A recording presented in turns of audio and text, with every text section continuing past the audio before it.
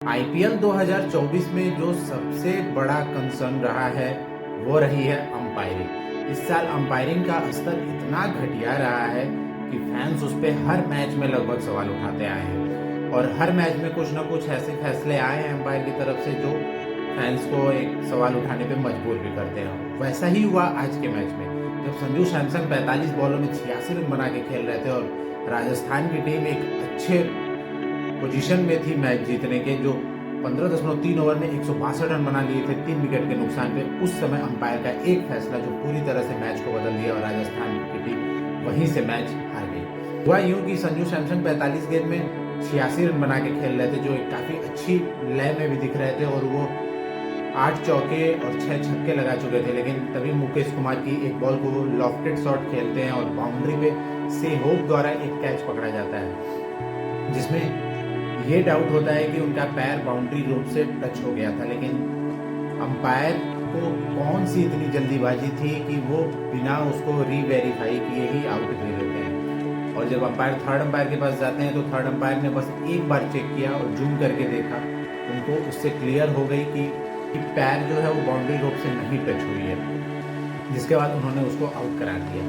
तो यहाँ सवाल सबसे बड़ी बात ये उठती है कि अगर आपके पास टेक्नोलॉजी है तो आप उसका प्रयोग क्यों नहीं कर रहे। अगर आपके पास टेक्नोलॉजी है तो आप उसको रीचेक करिए, 2 से 3 बार देखिए। जहाँ आप एक वाइड के रिव्यू में 2-2 मिनट लगाते हैं, एलबीडब्ल्यू के रिव्यू में आप 5-5 से 10-10 मिनट तक लगा देते हैं एक डिसीजन देने में, वहाँ पे आप एक कैच को क्यों नहीं रीचेक किया, रीवेरीफाई किया, उसके बाद डिसीजन दिया। हालांकि वो आउट थे कि नहीं थे, इसमें अलग अलग गुट के अलग अलग फैंस जो हैं वो बटे हुए हैं, क्योंकि जो दिल्ली के फैंस हैं वो कह रहे थे आउट है, जो राजस्थान के फैंस हैं वो कह रहे हैं कि नॉट आउट है। लेकिन अंपायरिंग पे तो सवाल उठते ही जा रहे हैं। हर मैच में ऐसा कोई ना कोई फैसला हो रहा है जिसपे अंपायरिंग पे सवाल उठ रहे हैं। अगर बात की जाए उस कैच की, तो अगर वो अंपायरिंग फैसले में नॉट आउट करार दिया जाता तो राजस्थान के लिए वो एक बेनिफिट होता और वहाँ से राजस्थान आसानी से मैच जीत जाती, क्योंकि उसके बाद अभी 4 ओवर और बचे हुए थे और रन भी ज़्यादा नहीं थे और संजू सैमसन एक शतक की तरफ बढ़ रहे थे, एक पर्सनल माइलस्टोन की तरफ भी बढ़ रहे थे, जो राजस्थान के लिए एक प्लस पॉइंट था। क्योंकि संजू सैमसन के साथ शिवम दुबे बैटिंग कर रहे थे और दोनों ताबड़तोड़ बैटिंग कर रहे थे और एक ही लय में दोनों बैटिंग कर रहे थे और रन भी काफ़ी अच्छे तरीके से बन रहे थे। तो जिस वजह से राजस्थान के जो फैंस हैं उनका मानना था कि ये छक्का था, आउट नहीं थे। इस वजह से वो काफ़ी नाराज़ भी हुए और अंपायरों पे और टेक्नोलॉजी पे भी सोशल मीडिया पे कई तरह के सवाल भी पूछे। वहीं अगर दिल्ली के फैंस की बात की जाए तो उनका मानना था कि ये आउट थे, क्योंकि जब ये कैच चेक हो रहा था तो उस समय जो दिल्ली के ओनर थे वो भी छाती पीट पीट के कह रहे थे कि आउट है, आउट है। हालांकि ये शोभा नहीं देता है कि एक टीम का ओनर इस तरह से बिहेव करे और वो इन्वॉल्व हो डायरेक्ट रिव्यू के समय। अगर बात की जाए राजस्थान रॉयल्स के, तो अगर संजू सैमसन आउट नहीं होते तो मैच वो आसानी से जीत जाते, लेकिन जैसे ही संजू सैमसन आउट हुए उसके बाद लगातार विकेट गिरते गए और जो राजस्थान रॉयल है वो मैच गंवा बैठी।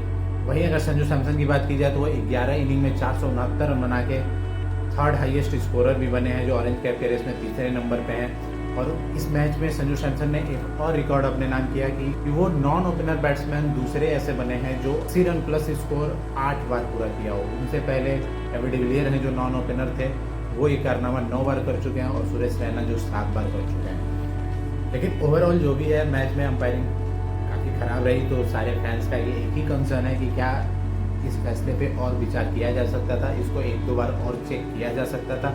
अगर चेक किया जाता तो राजस्थान को शायद कुछ बेनिफिट मिल जाता, नहीं चेक करने पे दिल्ली को बेनिफिट मिला। तो इस तरह के तमाम सवाल सोशल मीडिया पे जैसे ही ये हुआ उसके बाद से देखने को मिल रहे हैं। इसी तरह की एक कंट्रोवर्सी इसके पहले भी हुई थी, बैक टू बैक 2 साल की बात कर ली जाए तो ऋषभ पंत की कप्तानी में जब खेल रही थी दिल्ली, तो एक नो बॉल को लेके हुआ था जिसमें ऋषभ पंत ने अपनी पूरी टीम को वापस बुला लिया था। तो ये सारी फैसले हैं अंपायरिंग के जिसपे लगातार सवाल उठ रहे हैं और इसमें कोई सुधार नहीं आ रहा है। पूरे सीजन में लगातार सवाल उठा है, लेकिन फिर भी अंपायरिंग का स्तर जो है वही है। हालांकि मैच के दौरान और मैच के बाद भी संजू सैमसन और संगकारा ने एक शिकायत तो दर्ज कराई, लेकिन ये शिकायत उतनी पुख्ता नहीं थी, उतना जोर से नहीं था जिसकी वजह से अंपायरों को पे कुछ असर हो।